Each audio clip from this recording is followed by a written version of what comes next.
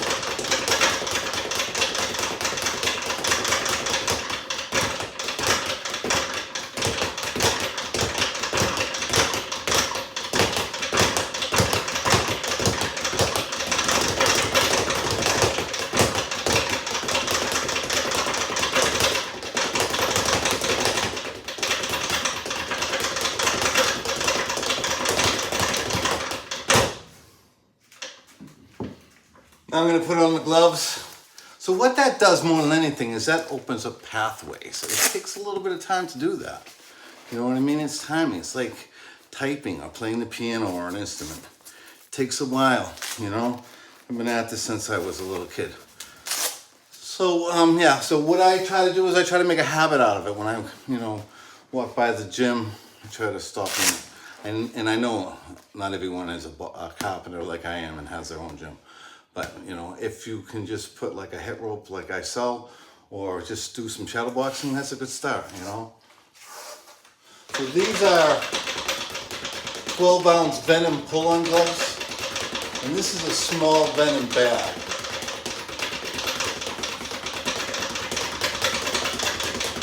And the air in it it's kind of medium. It's not really hot and it's not really soft.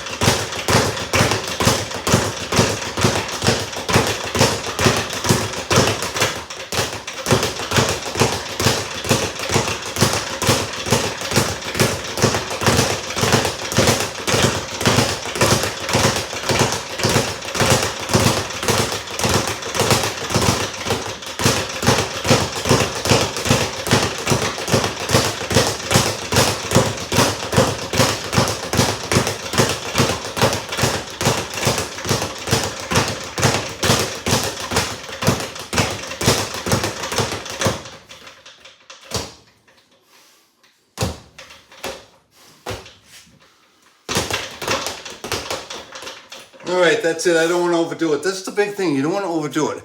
I hurt my shoulder a little bit. I was doing like smashes on it the other day.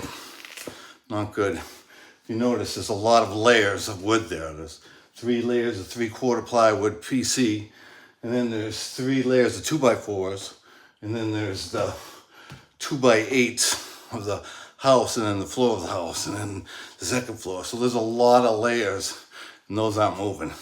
So I ended up like, getting hurt my shoulder a little bit, but not too bad. All right, so anyway, this is the Joe Show, getting ready to fight Mike Tyson. Mike, pick me, please. I can put on a good show. I've never been knocked down. I've never been knocked out. I've never had my nose broken. Yeah, I've been fighting for a long time. Yeah, what else? Yeah, I've never had my nose broken, never cut. Yeah, and I fought a lot. In Vegas, I was invited to both Olympic training centers. I fought in Vegas and lived out there for a year. I fought in Texas with Joe Souza and Tony Ayala.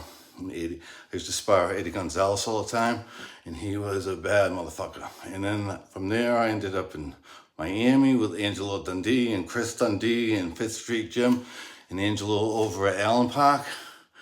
And then I ended up over at Bo Jack's gym in Hallandale. And then from there, I was back with Petronelli's. I've been off and on with Petronelli's since I started. So I started in 1980, and Sil Pellini from the Native Boxing Club started taking me to Petronelli's. So I had been in and out of there for 10 years until I gave it up after I fought on the undercard of Holyfield versus Foreman. And I didn't do so good. It was a last-minute fight. And yeah, I had 3 big breaks, and the 3 big breaks that I got, something was like went wrong. It didn't work out, and I took that as a sign of just not fighting anymore. But what I did is I kept up the workout. So now I'm a carpenter and a dad, and I got my little gym, and I'm happy with that. And I got my little Facebook teaching you guys how to hit a speed bag with your knuckles. I know you guys are hitting it with the side of your hands, but I don't understand that. I can't figure that out. I've never done that because I've always punched in a fight with my knuckles. So why would I ever practice punching something with the side of my hand? I just don't understand it. Like people try to like explain it. I can't explain it.